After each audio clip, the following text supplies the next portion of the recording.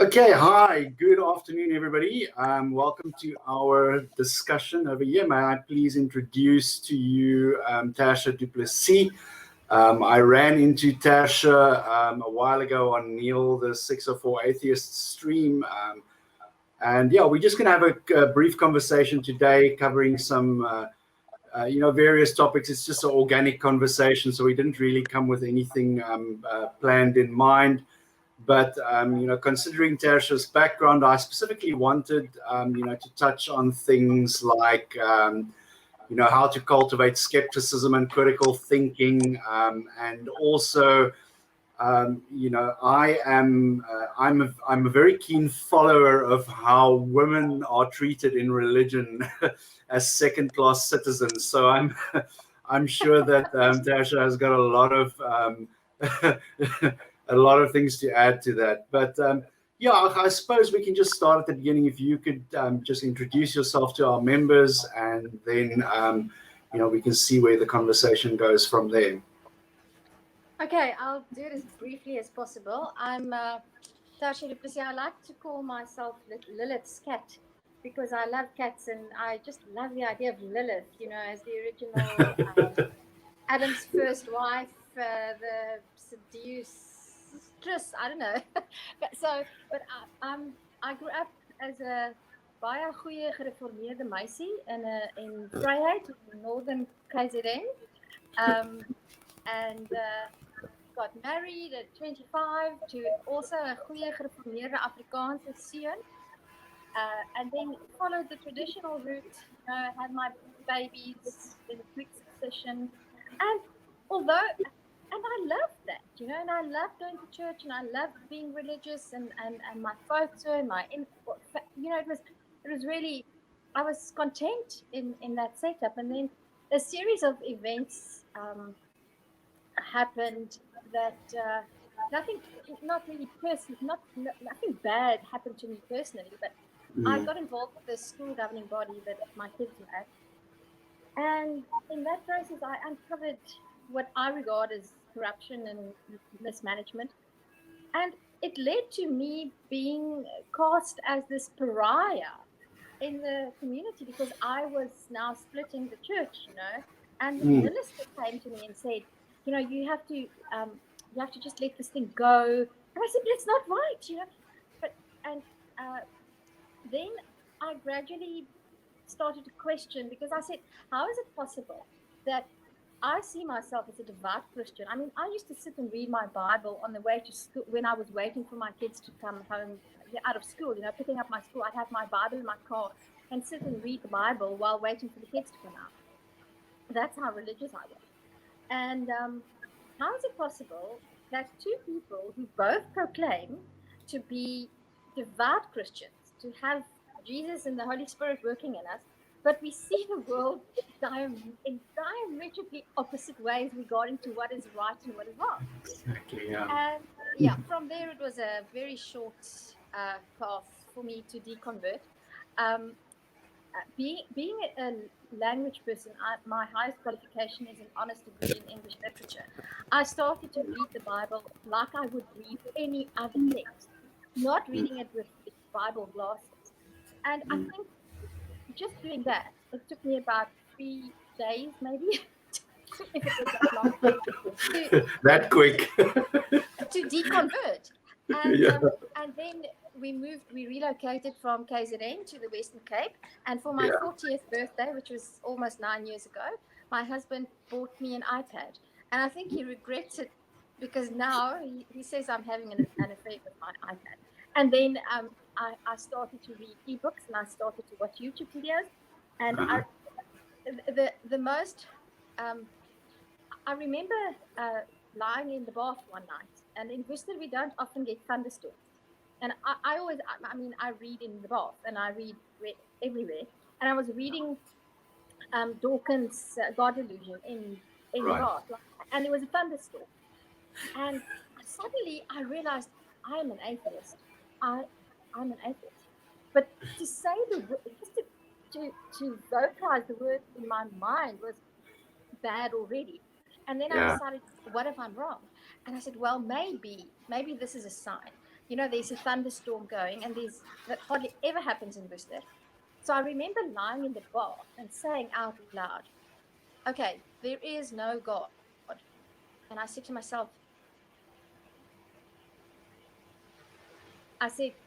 if there is a God, and I say out loud, there is no God, may there be a thunderclap right next to my house. And nothing happened. And then I said, well, okay, if God is there and he wants me to believe, and obviously he's not very serious about it. So that's the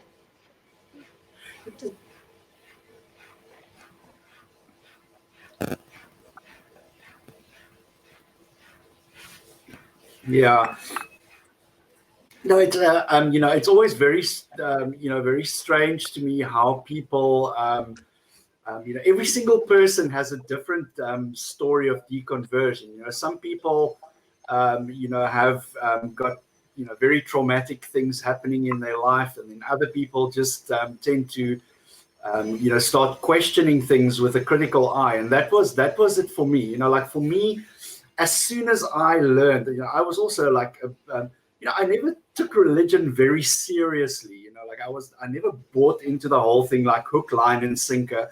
But it was like, also that very strict Afrikaans upbringing. So I, went through the motions. We went to church. My mother was very devout at one stage in her life, and then she slowly moved away from religion. But then as soon as I left home, it sort of like went on the back burner for me. I was never very enthusiastic about it.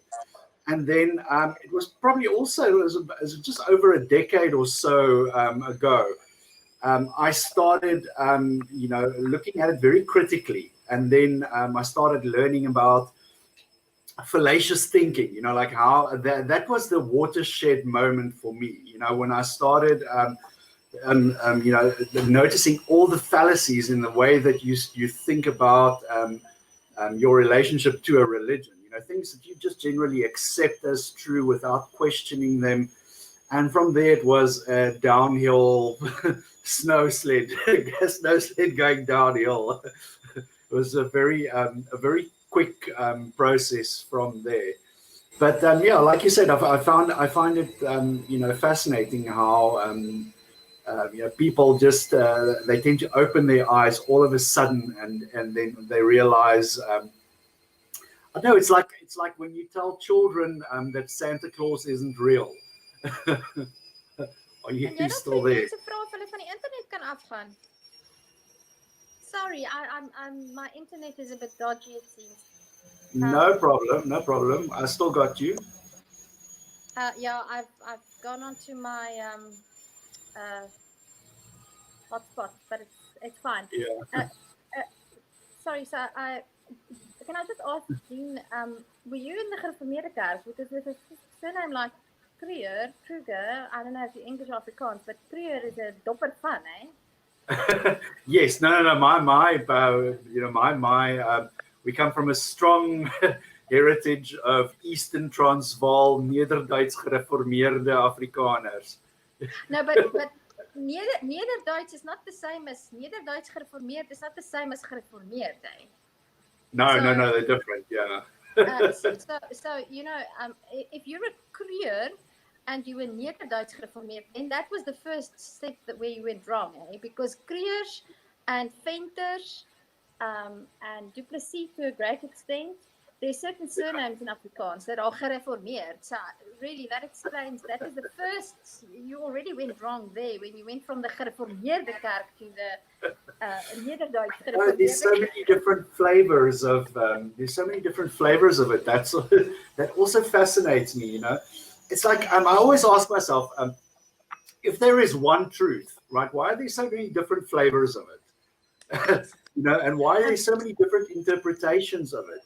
No two believers can sit around a table and agree on everything 100%. There's always, and that should be an indication that something is not right. Yes. Dean, something that I can just perhaps put on the table that I don't really think about it often, because to me it's not. I was never a feminist. I want to just mention something that you said about how women are seen and women are treated in especially in the strict fundamentalist and more Afrikaans religions. So what I found interesting is that I never felt that I needed to be a feminist. I was very content in my sort of feminine traditional sort of identity. But I did grow up in a home where my mom was definitely not the subservient type, and I had a very good relationship with my dad. I was the oldest, well, I still am the oldest child and the only daughter, and there were big gaps between my brothers and I. And my dad and I are very similar in the way that we see the world. So the idea of being a subservient woman was never very strongly enforced in our household. But despite that, Right. I was taught that you had to be a good girl, and there were certain things that good girls did, and certain things that good girls didn't do. So that makes it to me actually even more pronounced, because despite the fact that I was never suppressed because I was a girl, I was never made to feel that I had to fulfill, be barefoot in the kitchen making babies. I never felt like it. But there's very subtle, implicit little ways in which that message was reinforced.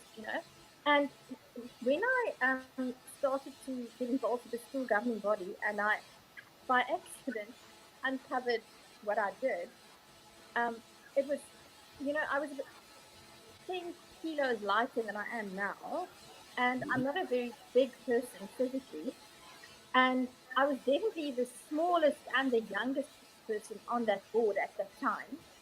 And I was the only one, well, not the only one, but initially I was the only one, the first one to say, listen, things aren't going right here. And there was definitely an element of how dare this little woman stand up and say to the school principal and the chairperson of the governing body that you're wrong. And there was one specific incident where the chairperson of the governing body he was literally trying to physically intimidate me. I mean, he stood over me like that with his, and that made me realize that being a woman in this society where the image is that the man is, and I was told, how dare you as a woman stand up and confront the men. So it's definitely a thing. It's definitely a thing. No, it's very striking that you mentioned that, because religion tends to reinforce those gender roles. It's I mean, I'm speaking specifically from the context of the Christian worldview, but in all religions, I mean, religion is definitely not a friend of women.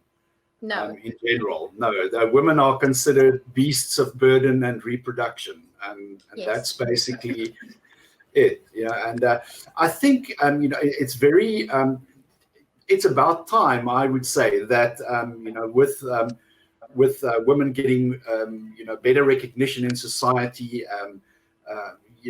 in the past century, that specific outlook is changing, and women are starting to realize just how oppressive it is, and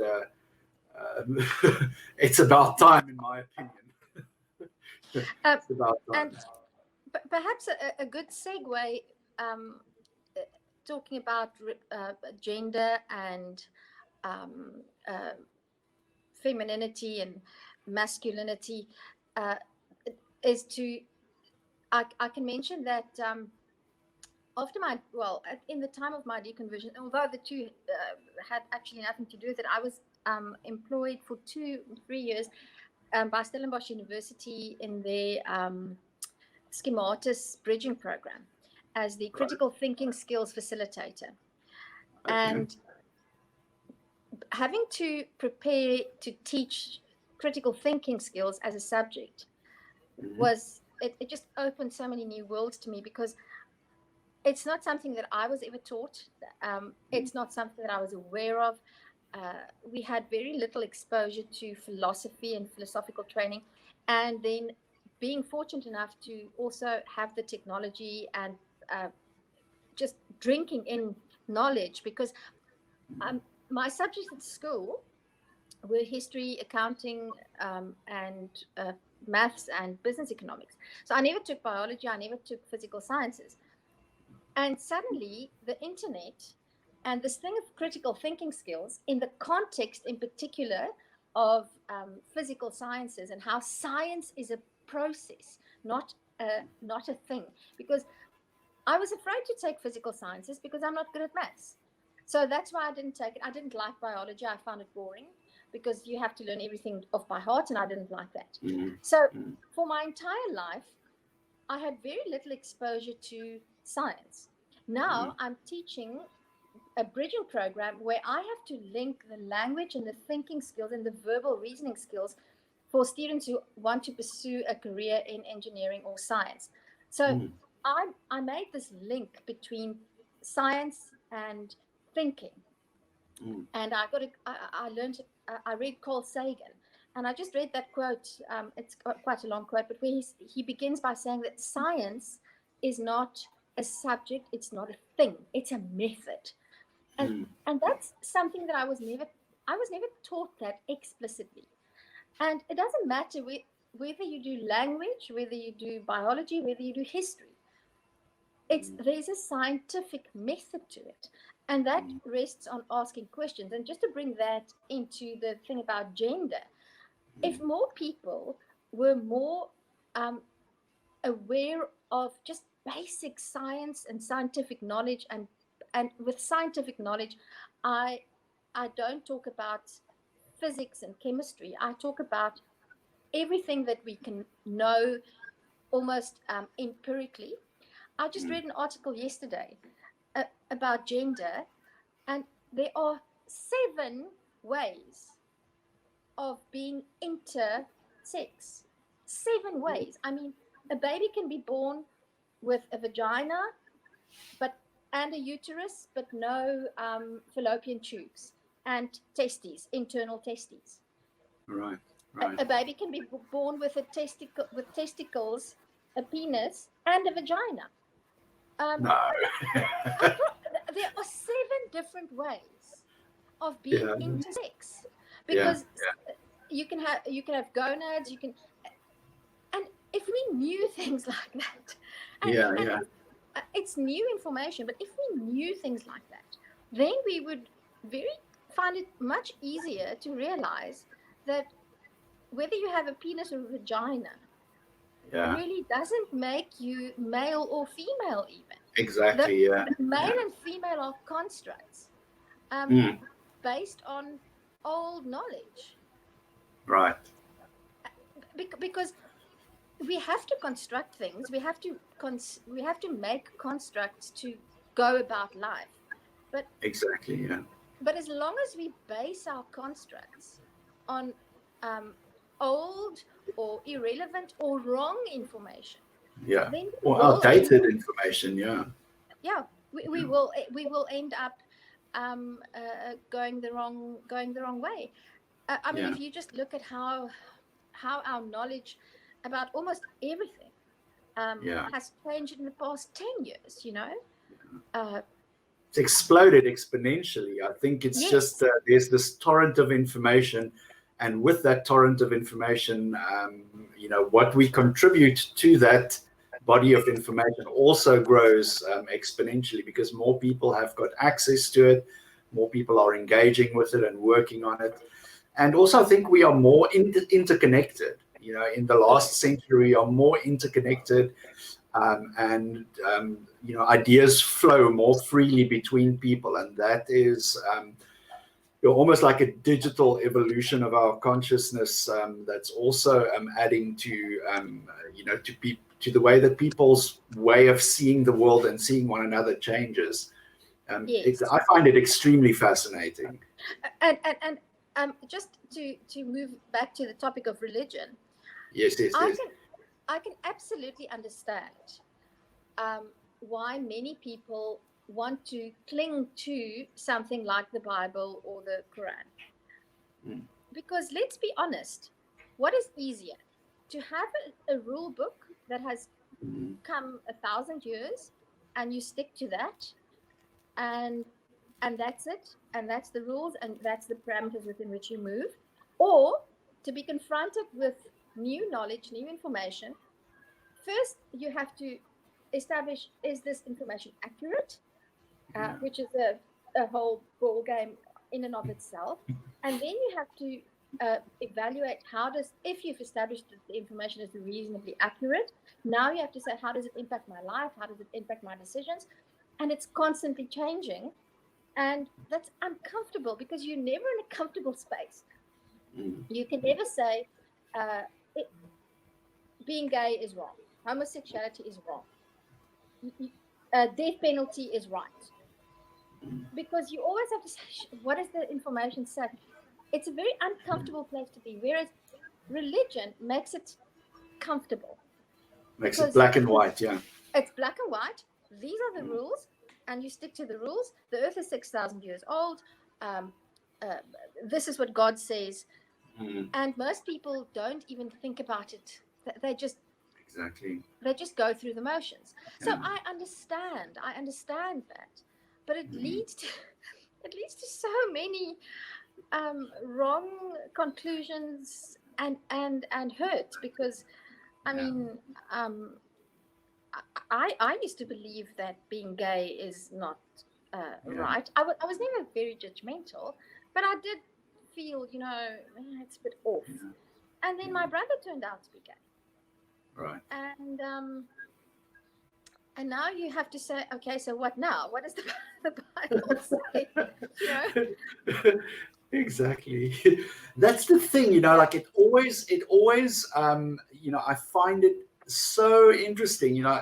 You'll find fundamentalist people who are, every letter, dot, and tittle type of believers.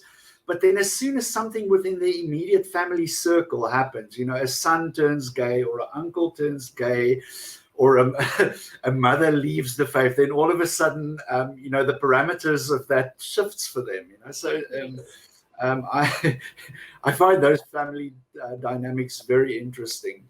But yeah. Go ahead. No, go ahead, please. No, I was just going to say, it's very telling that you're open-minded enough, to see something like that, because a lot of people go the opposite direction, where they will shun family members and completely exclude them from their family circle. My son is dead to me now, he's gay, or that kind of thing, So there are those two extremes of the spectrum as well. I have two beliefs that I don't know if they're right or wrong, but I believe that ultimately everything boils down to chemistry. That's my one belief. Because everything that I've learned so far about science, physics, engineering, it doesn't matter, cooking, everything ultimately boils down to physics and chemistry. And then as far as humans are concerned, everything boils down to psychology, and that is also to a great extent determined by physics and chemistry that we have no idea of yet. But I'm firmly convinced that we will eventually figure out why some people are more comfortable with change and others can't handle it at all. And why and once we can do that, then we can help those people who find it difficult to deal with change and who are uncomfortable with dealing with change, how we can make it easier for them, because we can spare them much anguish. My parents both deconverted after 65, and it started. Their cages were really rattled when my brother came out as gay, and my dad actually wanted to shun him because he felt that as a deacon and as an elder in the church he had to, and he had many fights with my brother. But and then my mom made the transition easier. Then I came out as atheist. Then my youngest brother came out as atheist, and he's 15 years younger than I am. He's a little cockernest. The Belgians talk about a cockernest. You know, the last one that you think you're going to retire, and then you get this little bird that shits in your pension. and he is really the apple of my father's eye. And then he came out as atheist, and now he lived in the house with my parents at that time. He was teaching at the local high school, and the anguish that my dad went through, I wish I could spare him that. There was 3 years where every single family gathering was torture, where his life must have been torture, because we're a really close-knit family. And my dad dotes on his children, but he's also a very moral and a very serious person about, you know, the choices that he makes. And if I could spare one person the type of anguish that somebody like my dad had to go through, then I will have made the world a better place. To say, just think about it without fear, without it. It's a change, yes, but just think about it, and just be free of the shackles of fear, because religion is based in fear. The thing is, I heard it said by someone quoted. It's all in the context of evolution for me. You know, like we've evolved as a species to be completely change resistant. You know, anything that rattles our cages or any change, there's like this evolutionary instinct to resist it. You know, so when people encounter new and strange ideas, it's like a survival mechanism for them to be instantly resistant to it. What did Darwin called it? The stamp of our lowly origins, or something along those lines. I've often said that people like me and people like you and I probably, if we lived 10,000 years ago, we would have been killed off by some predator, because we would have said, what the hell is going on here? You know, we would have opened I didn't see a lion. What are you talking about? What, really, a lion? Is this snake poisonous? You know, so we would have probably been weeded out by evolution if we lived 10,000 years ago. I'd be like, lion, prove it. Poisonous? This poisonous? So and that's why I'm saying I really think that there's an evolutionary base to it, and there'll be a physical brain chemistry explanation for we just don't know it. We can't pinpoint it yet. I don't know if your listeners and you are at all familiar with the work of Robert Sapolsky. No, I personally am not. No. Okay, well, there's some homework for you, Dean. You know, I'm a teacher. So Robert Sapolsky, you can just enter his name in YouTube, and he wrote his most recent book is Behave. Okay. It's fascinating. So I won't go into that now, because that will take us a while, but maybe we can do another session and I can tell you about Robert Sapolsky. Yes, definitely. I really hope the listeners know I hope some of your audience are familiar with Robert Sapolsky, because his work on this topic of brain chemistry and behavior is absolutely fascinating. Yes. Right. Yes. Also, I noticed, you know, if you want to tell us a little bit about Dun, that NGO that you guys are involved with, because I saw some of the work that they do there, also with you know, educating and you know, inspiring skepticism and you know, critical thinking skills in the younger. I'd love to do that. So just a little bit of background. I'm a qualified teacher, but then, you know, when we relocated to the Western Cape, I did a little bit of work with Stellenbosch University, and I got into this whole thing of critical thinking skills. Then my husband, I did a variety of different things. I sort of went out of teaching. I did a little bit of accounting, and I did a little bit of app design.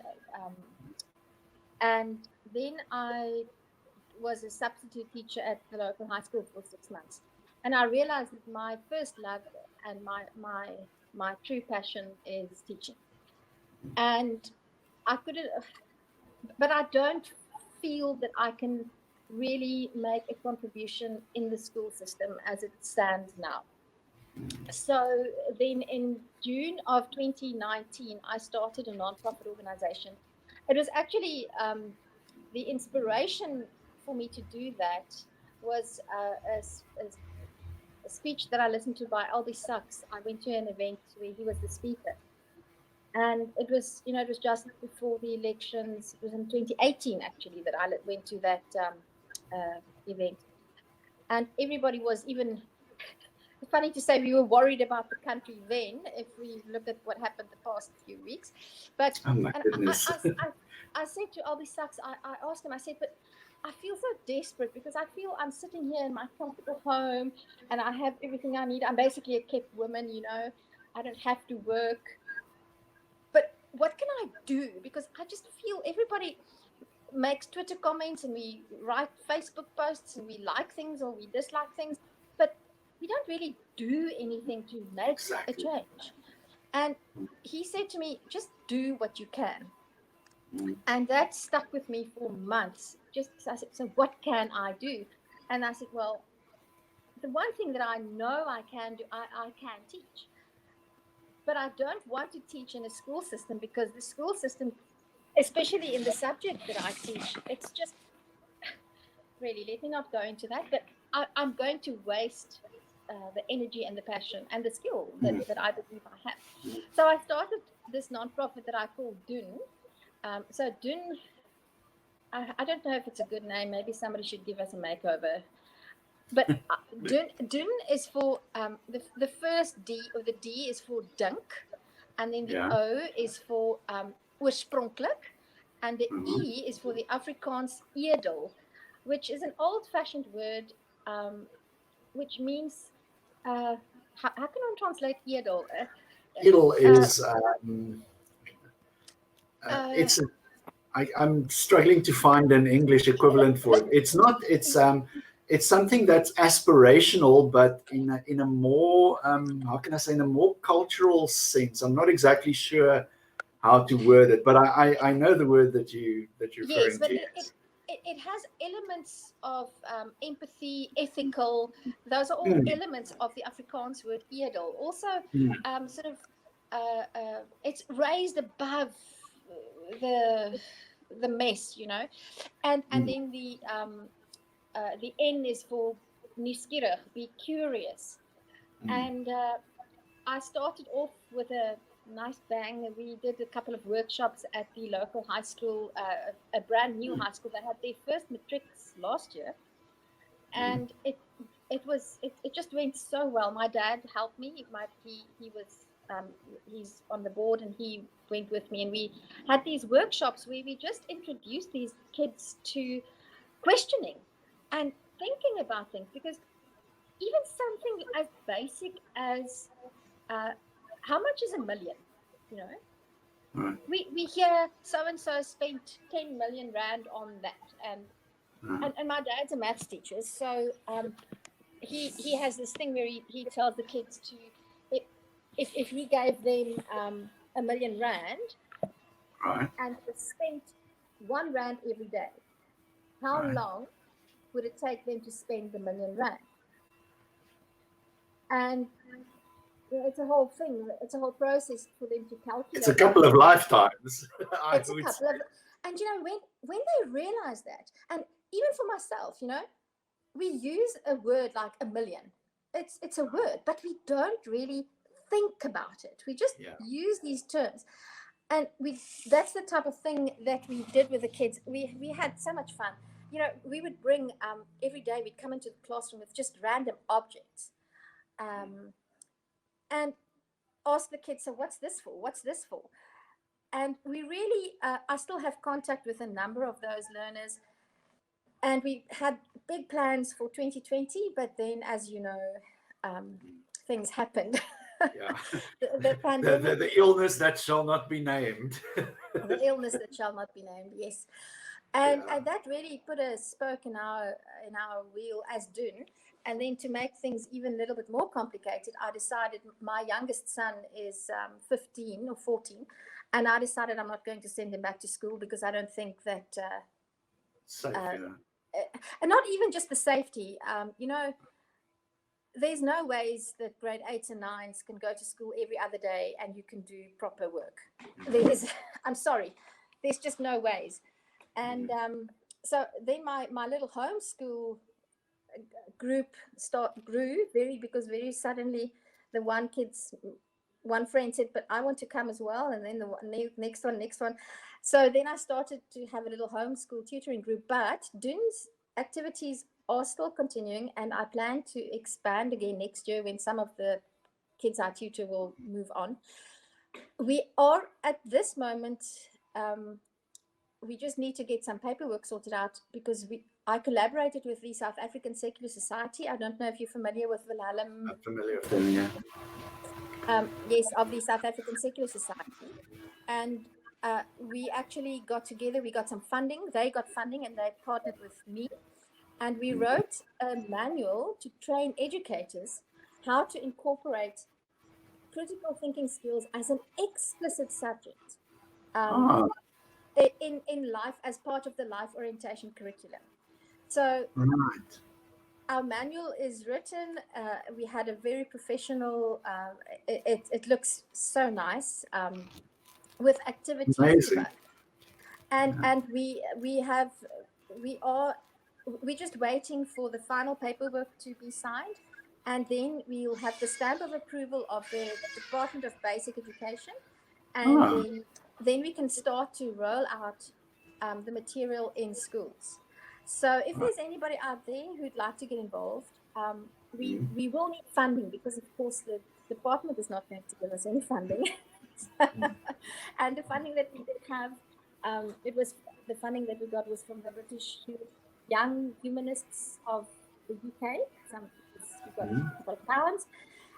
We're hoping that once we have the stamp of approval of the DPE, then we will have some standing to go to companies and start begging, because that's what we now have to do. We have to exactly. I mean, you need to basically find some corporate benefactor or a person that believes in the mission of promoting this. And once you've got that, then the rest is going to be very easy to I can say to implement. But you sound like someone with a lot of drive and fire in you. So I don't think it's going to be that much of a challenge. Well, when I feel despondent, because we've been going for 2 years now, and what I wanted to see happening hasn't happened. But then I just remind myself, okay, look at what has happened. Look at what we have done. We have a document. We have a workbook on the table. Yeah. We have this, we have this. And nothing great is built in 2 or 3 years. Exactly. So, and then I just hope that by doing programs like this and getting the message out there, maybe sometime I'll make connections with somebody who is... exactly. I mean, I have no profile. Right. I'm not famous. I'm just a mom and a teacher, and I have this passion. And then I have to keep all these balls in the air, with the husband and kids but as soon as the youngest is finished with school, the world better watch out, because then you've got a 50-year-old women on a mission. But that's the thing I love about women, they get things done. Men will sit around and talk and strategize and everything. Women are like, right down there in the trenches, getting stuff done. And especially when a woman has got a mission, when a woman's got a mission or an ideal or a goal, you better watch out. You better stand back, because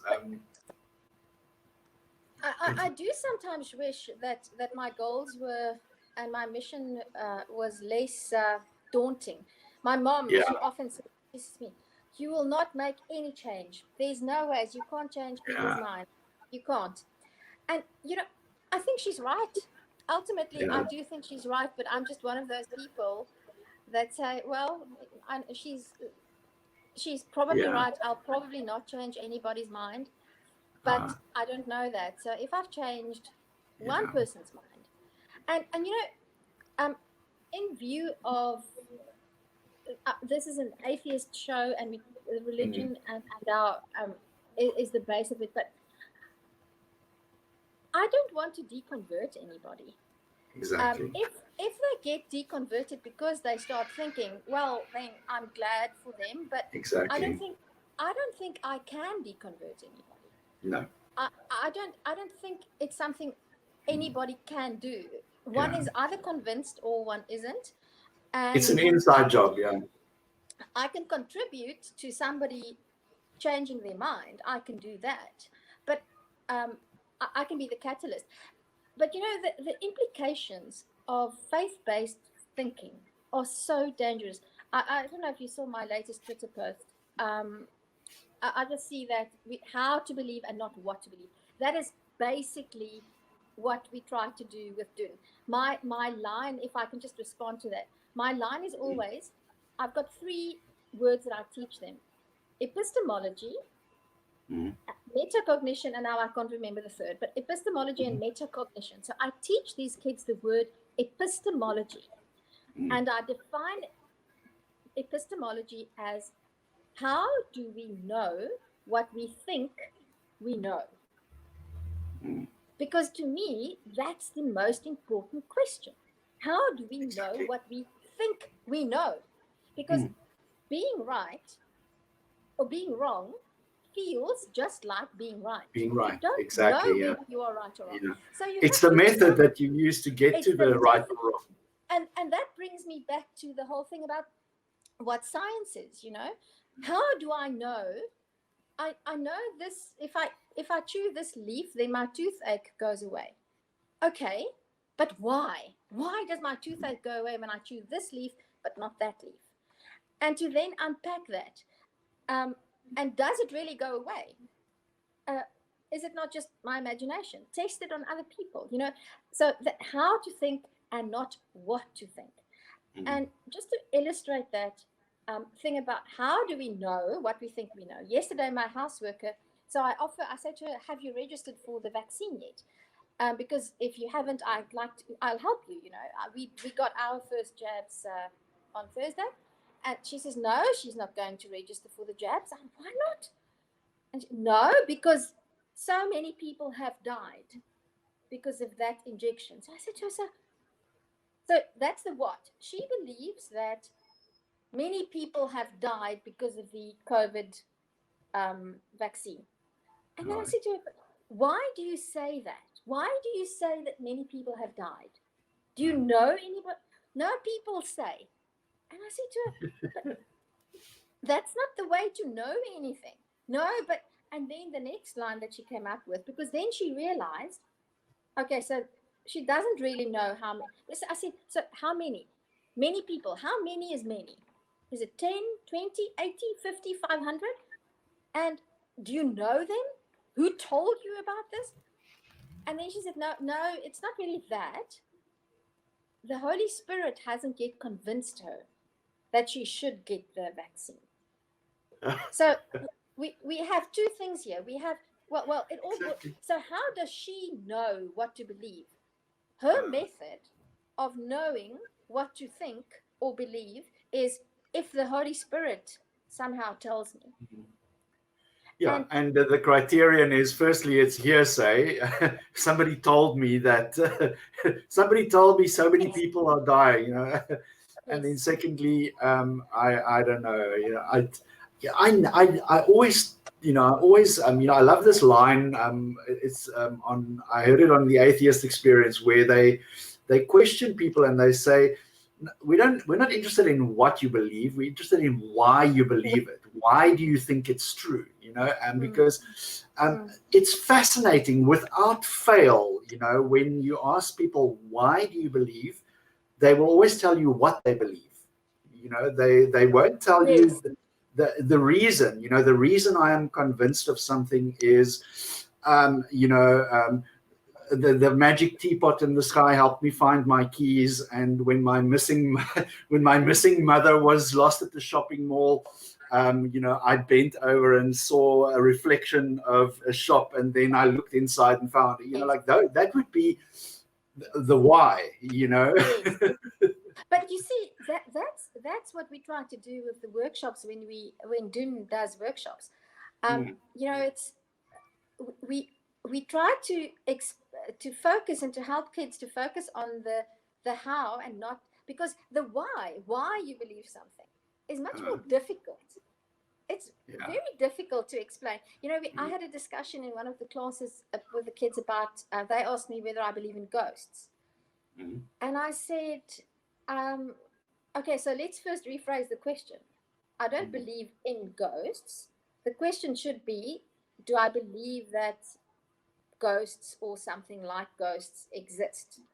Okay, so no, I don't. And then I said, do you? Yes. And I said, why? And they said, because it's true. I said, why is it true? And then if you keep on asking why, then you start to drill that. And then the kids realize on their own, but I don't have a good reason. I've never thought about this. And in a country like South Africa, the school that we did our workshop at, it's a brand new school. It's all poor kids from really poor areas. All of them non-white. What is it? It's not formally disadvantaged. I can't remember the term now. But we even had discussions about.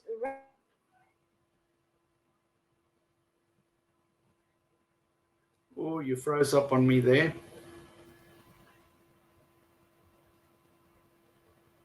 Race, because the concept of race is as much a construct as the concept of gender. Yeah. Because if you start to ask people, why do you believe that a certain race behaves in a certain way, then you drill down and then you realize, why do I believe? How accurate are those beliefs of mine? And I think that's something that we need to address in South Africa as well. And we can only do that in a constructive way if we encourage critical thinking. Because you see, the other thing that I try to emphasize is metacognition.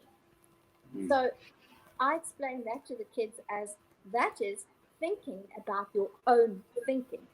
So the epistemology concerns knowledge, and but metacognition is when I react, when I respond, take that step back and say, why do I respond like this?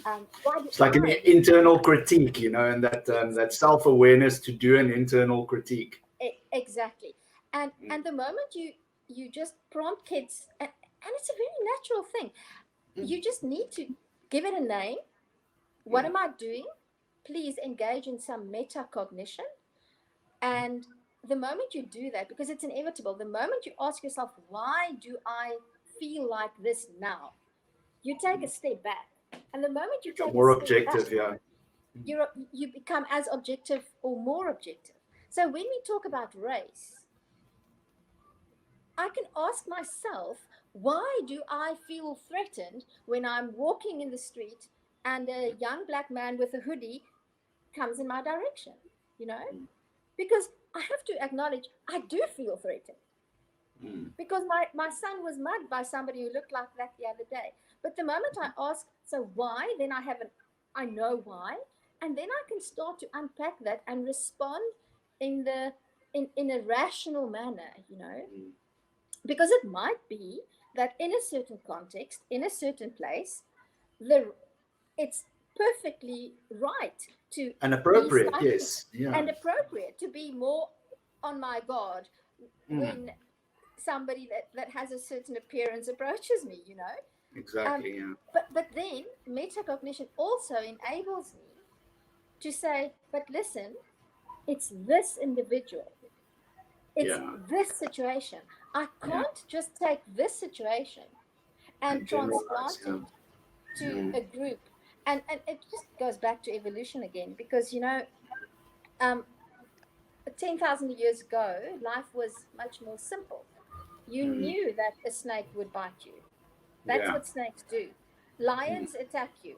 But people are more complicated. You can't apply the same rules that we Yeah. used to apply when we evolved on the plains of Africa.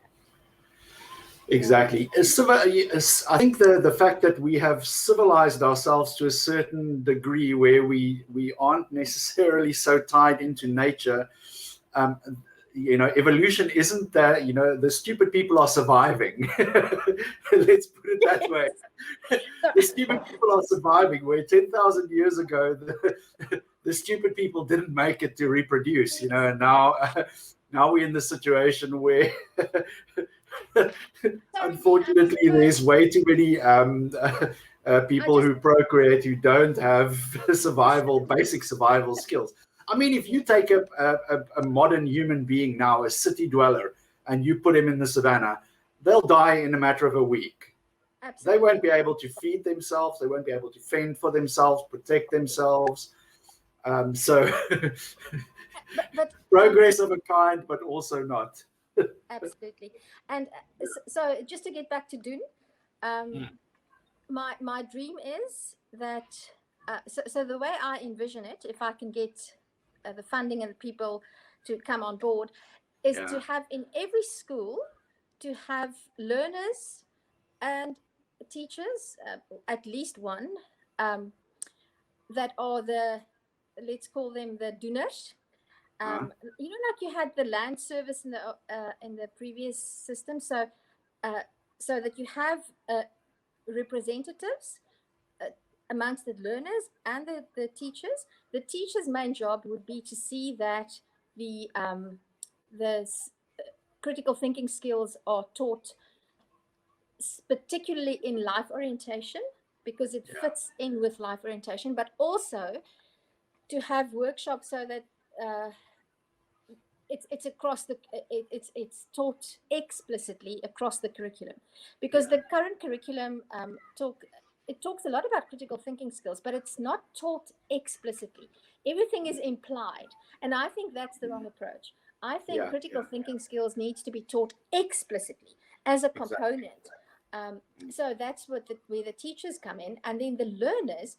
I would love to encourage to have Dun groups where they get together and have debates and discussions and forums, and also to go out there and then do something, because I want to focus on, when you start thinking about things, you have to take action, because if you just keep on thinking but you don't take action, then you won't change anything. Exactly. And it doesn't matter what the topic is. So for some people, it might be gender violence. For others, it might be climate change. For others, it might be, I don't know, there's a myriad of topics. But doesn't matter what topic you approach. If you approach it from a proper critical thinking point of view, then you can begin to educate, and then you can begin to make people understand, why should I not drop a plastic bag? Why should I not just dump my rubbish anywhere? I want to basically make philosophy and morality and ethics practical by teaching kids how to think. Well, firstly, to begin thinking, because I think most people don't really think. Most of us, we don't think. We don't think about why we do things, why things are done the way they've been done. if I can just give a silly, stupid little example, I have my teacup here. And there's this thing that the fancy ladies, you have your pinky in the air when you drink your tea. Why do we do that? I've always wondered. And then the other day I was watching a document. I subscribe to many documentary channels, and I was watching a documentary about tea and how tea came to England and the whole tradition of having tea and drinking tea. And the thing is, the first tea that was drunk when they first began to drink tea and have tea as an event in England, it was tiny little cups. I mean, this is my Royal Albert, and this one has an ear, but the first cups didn't have an ear, and they were small. I mean, they were like that. So when you drank from that little cup, there was no room for your pinky fingers. There was no room for your pinky finger. So that's why you. So, but then tea, because it was expensive, it became something of the upper classes, and then later the cups changed, and then it just became, if you were upper class, but it started off as a really practical thing. The cups were tiny, and there was no. So the moment you realize and you start to dig in, you have this fantastic knowledge component, because you get to learn so many things, and then you also begin to think, well, somebody who does, why do you do that? So but Dean, you must stop me. I'll just keep on talking. But no. I mean, it's fascinating. I love to talk. I love to talk about things and dissect them. And my conversations always end up going in fractal patterns all over the show. They start off in one direction, and then we end up talking about the mold on blue cheese on the moon. Sounds good. Sounds good. No, but for me, I find that in the context, firstly, in the context of atheism, firstly, that critical thinking element is essential. Because unless somebody has the ability to step back from religion and look at it objectively in context, there's no way that you'll just snap out of it. And it's it's never actually like an instant aha moment for most people that I speak to. It's usually a gradual process of letting go of certain elements. Obviously the first ones to go are the most egregious ones in your particular life, and then slowly but surely, as you discard more elements of religion, you realize that you actually have less need for it in your life. So critical thinking, skepticism, those two things are, how can I say, the atheist's best friend, I think, at the end of the day. Well, I think it's the world's best friend. Because listen, just because you're an atheist doesn't mean you're a critical thinker. So I think it's a great friend of getting the world to be less religious, which I'm not ashamed to say that I believe it will be a good thing if the world is less religious. Exactly. I'm unashamed about that.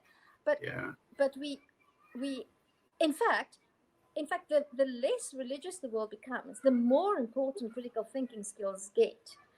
Because if we don't train people to think about their beliefs, because we still have beliefs, whether we're atheist or not. I mean, you believe in the death penalty, or you believe that you have to take, should you take vaccines? We have so many beliefs.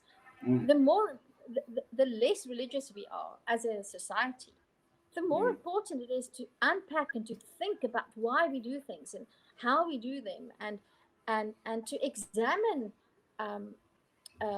ourselves and our beliefs. And to me, critical thinking starts by examining your own beliefs.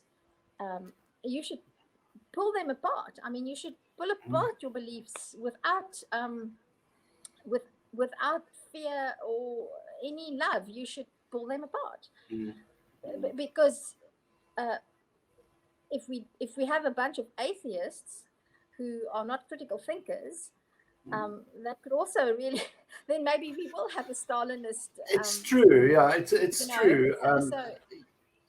There's always different dynamics at play in groups, and that's why, whenever we mobilize people with a shared purpose or a shared idea, like I'm always very wary to look out for the fringes where those strange and noxious ideologies bubble.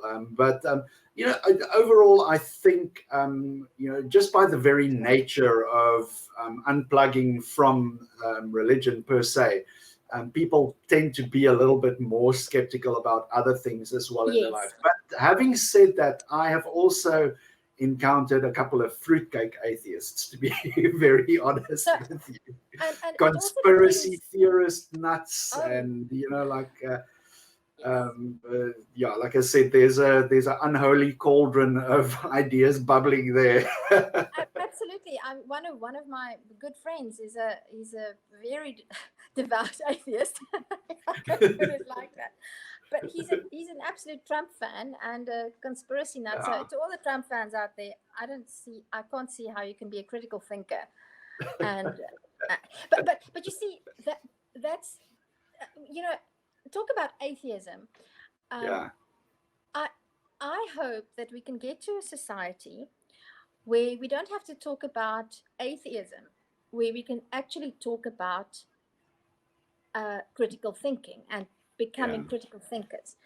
Exactly. But we are, in South Africa at least, we are not there yet. We still have to, I don't want to use the word fight because it has such negative connotations, but I really feel strongly that we need a society in South Africa similar to what the ACA did with in Austin, Texas. And we need community. My kids are now, my oldest are 20 and 19 respectively. And I had a long discussion with one of their friends the other day. And what I sense is really sorely needed in the community in South Africa, well, where I live in Worcester, but I'm sure it's not only here. There's no place except church for young people or people like me who like to engage in conversation. There's no place to go. There's no place I can go and meet up and talk about these things. And many young people who no longer identify with church and what happens in churches and what churches teach, so they have nowhere to go. Exactly. And we do need that sense of community. Look, some people need it more than others.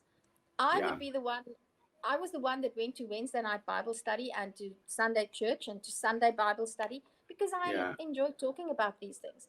Now I miss that because I don't have an outlet, and the only place I can get that is on occasions like these. But I would also like now with Dun, it becomes a little bit tricky because the moment you're outspokenly non-religious, then you get some. So I'm very careful to sort of keep it not separate because I can't separate who I am. I can't separate who I am from what I do. So if kids ask me, and I have had that because it's so funny, Dean. It's so funny.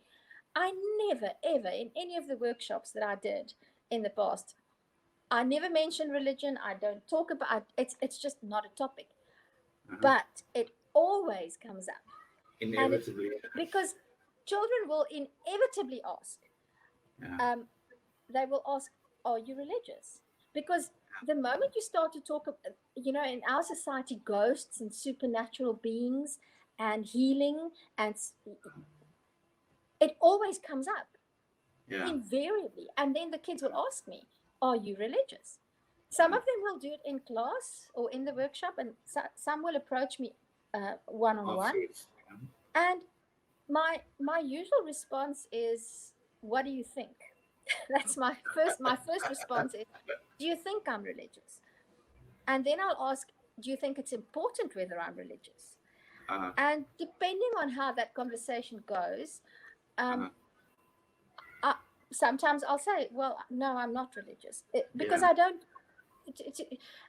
But I think it's important for people like me who, I mean, if you saw me face to, I'm a tunny.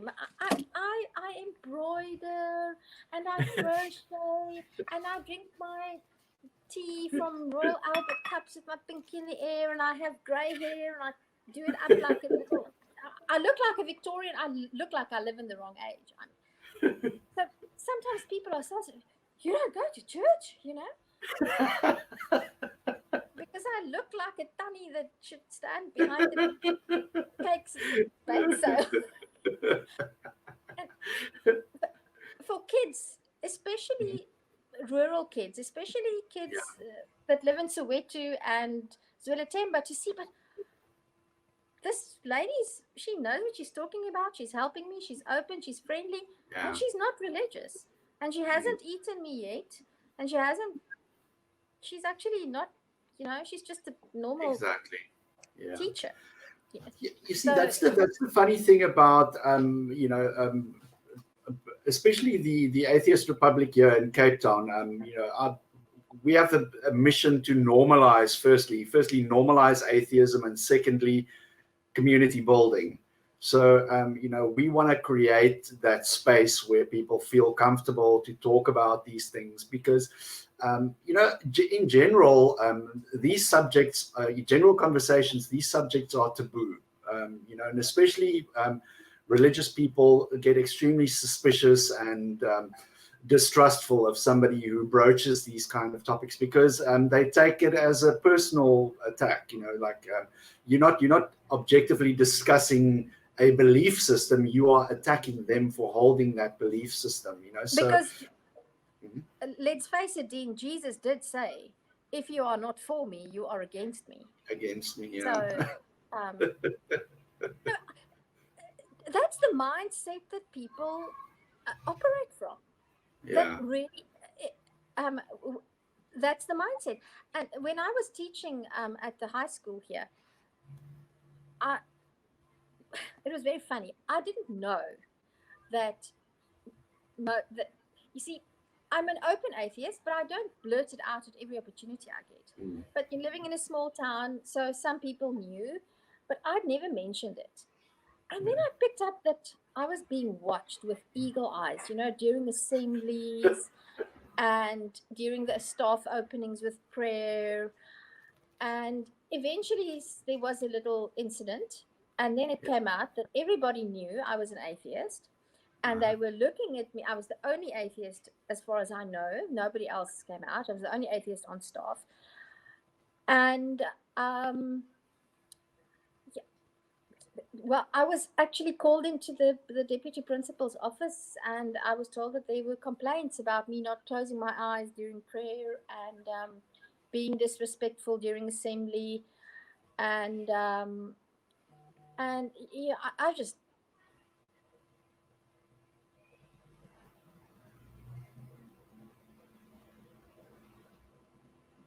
That's crazy. So I think you froze up for a second. Let's just give.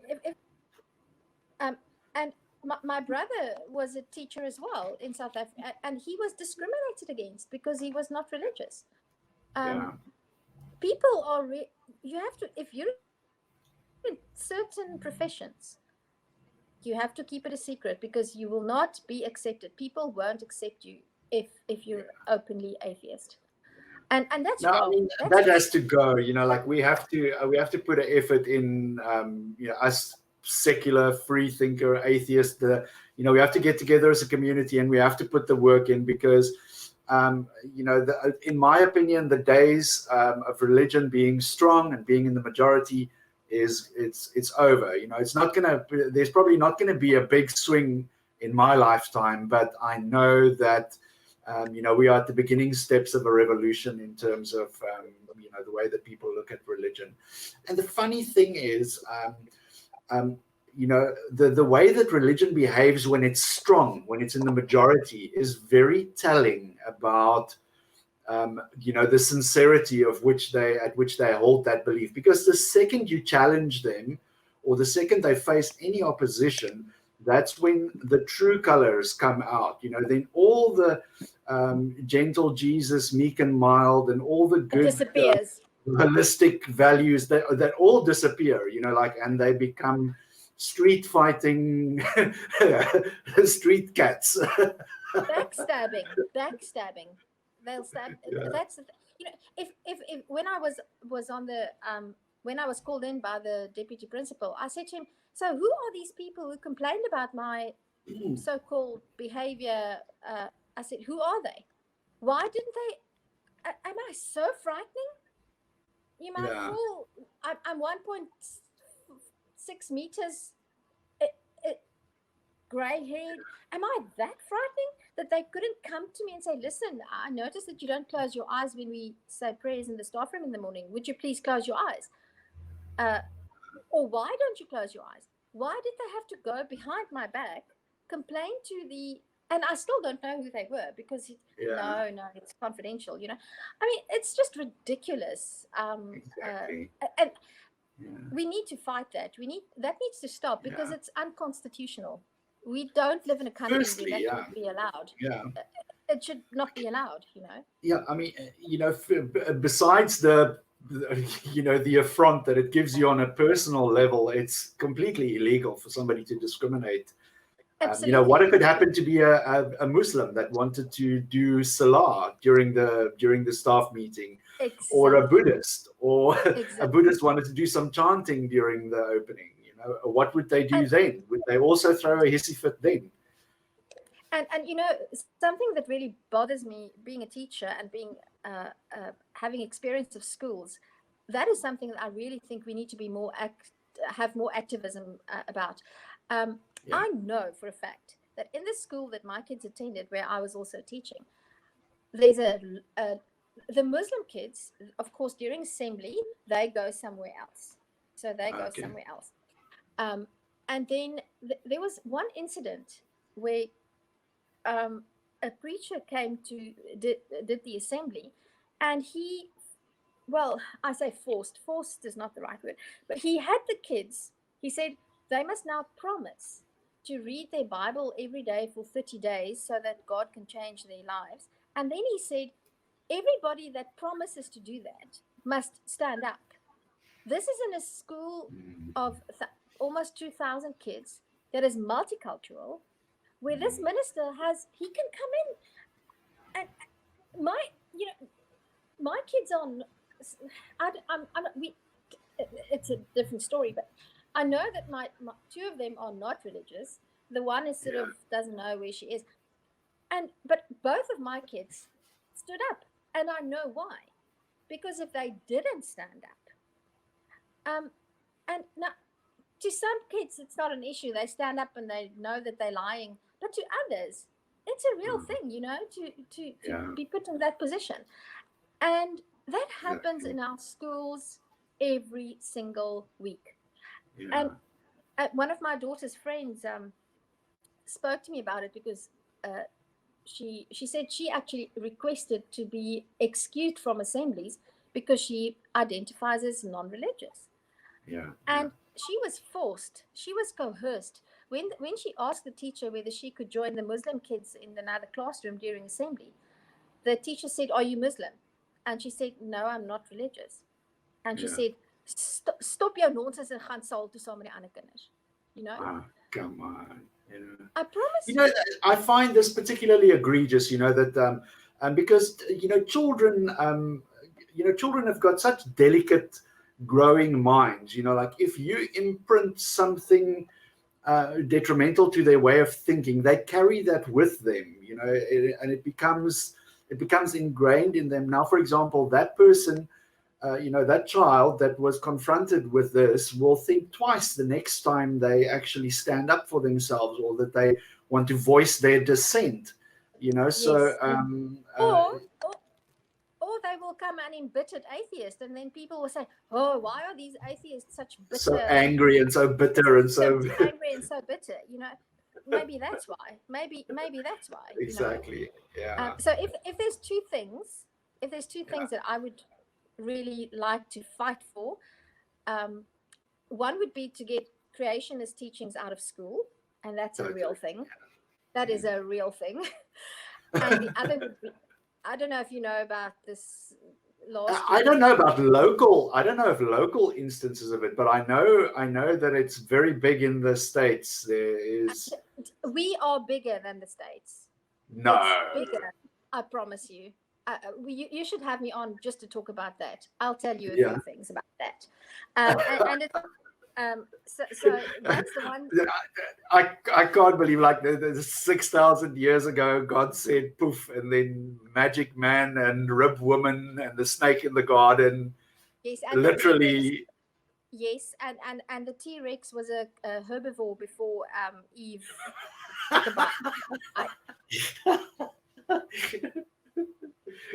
Dean, let me tell you something.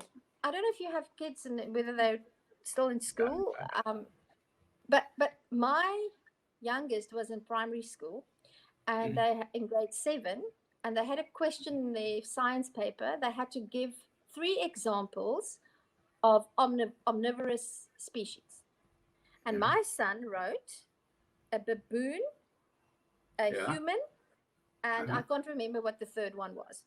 A monkey, a baboon, and a human. Same. And he lost the mark because he wrote human. And he asked the teacher, he said, "But sir, humans are omnivorous." And he said, "Yes, but they're not animals. Humans are not animals. Humans are special. Humans are not animals." And my son said, but we are animals. Yeah. And in the high school, in at least one of my kids' science classes, the teacher said, "I know there's a chapter about evolution in your textbooks. I'm not going to teach it because I don't believe it's true. And if you want to learn about evolution, you can study that on your own, and you will not be tested on it. I will not include it. So those who agree with me, you can skip that chapter." And that's in a good high school. It's not it's the in fact, it's the most liberal of all the schools in Worcester.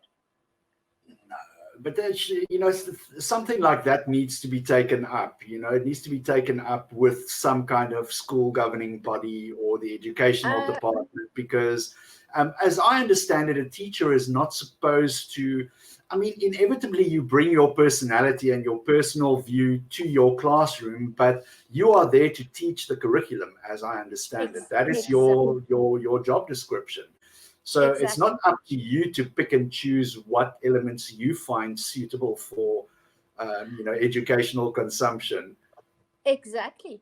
And something should be done. But, when it comes to teaching and education, it's really difficult because let's take my kids, for example. No, take the average high school kid. They just want to blend. They just want to blend in, and they just want to not have no waves. They don't want to create any ripples in the pond. They just want to be one of the guys. I get it. Yeah. And most parents don't want to create ripples in the ponds either, because it is a fact, and I've been there. I can testify to this. Yeah. If you talk to the governing body, unless you have some atheist chairperson, you are not going to get anywhere, and you will be discriminated against either in tiny, small little ways or in big, major ways. But it's the subtleties. It's those subtleties that creep in, and where human behavior is so subtle. So when I just let these things go, because you have to weigh up the price that you you're going to choose your battles. You have to choose, and you have to look at the consequences. So if I had a child, and there are children like that, who would say, "Ek is nou gatvol vir hierdie strand en ek is saam met my ma en ons gaan hierdie ding veg." But those are few and far between. And I felt that I had to respect, if I have to weigh my atheist activism to my children's contentment in school, then my kids come first. But I mean, just like, wish I if could- you look, yeah, if you look at at what Madeleine Murray O'Hair did with taking prayer out of schools and how it affected her son, like her son was Exactly. extremely resentful, and even in his old age, he was extremely resentful. Eventually, turned up going back to religion, and so.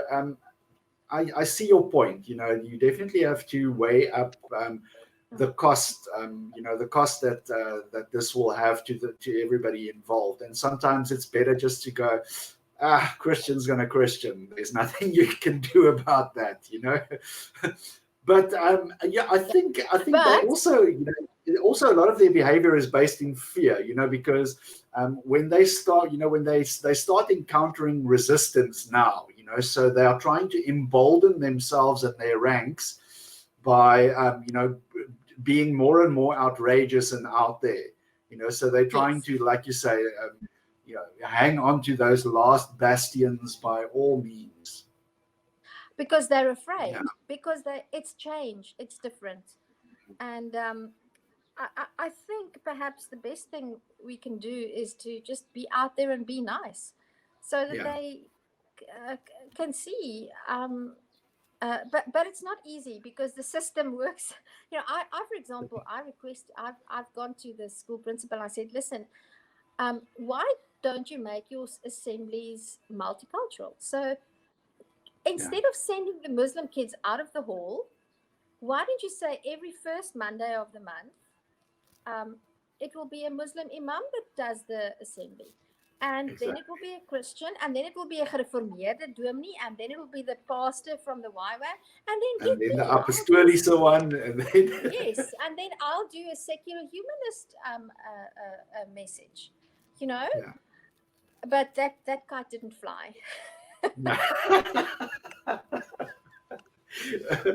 This is another part of that fear, is like they fear if they open the door just a little crack that everything's going to come in, so I don't know, it's fear-based. It's complicated, but very baby complicated. steps.